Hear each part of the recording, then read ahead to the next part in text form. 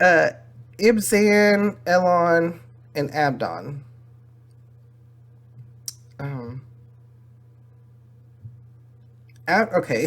After him, Ibzan of Bethlehem led Israel. He had 30 sons and 30 daughters. He gave his daughters away in marriage to those outside his clan, and for his sons, he brought in 30 young women as wives from outside his clan.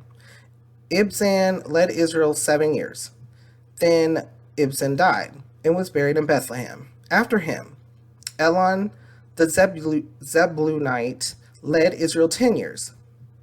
Then Elon died and was buried in Ajalon in the land of Zebulun. After him, Abdon, son of Hillel from Pirathon, led Israel. He had 40 sons and 30 grandsons who rode on 70 donkeys. He led Israel 8 years. Then Abdon, son of Hillel, died and was buried at Pirathon in Ephraim in the hill country of the Amalekites.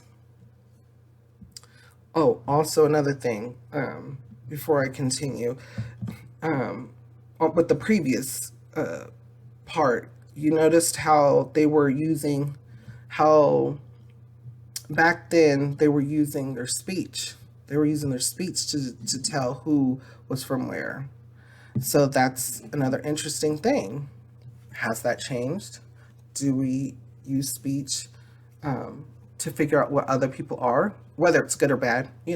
I spoke to someone the other day and they said, "Can you tell where I'm from?" And I was like, "What do you mean?"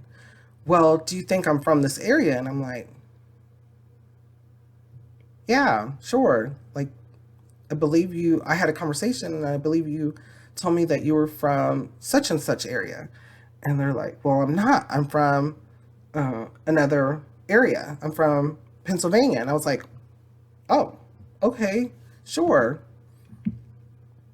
And so around even the U.S., there's different dialects. There's different every of English, of what have you, and um, and there's all kinds of languages here in the U.S. as well. There's all kinds of languages. It's a melting pot of all kinds of different languages and food. I do love that part, and food. It gives you different types of experiences, um, but also bad. People to this day, if you speak a certain way, they may look at you differently. Nothing new under the sun. And then moving on to these additional leaders, there's reasons why they had these additional leaders noted, because it's trying to give us time, as well as when Israel had some type of leader and how long it lasted. It's giving us time so it could eventually get us to the next portion.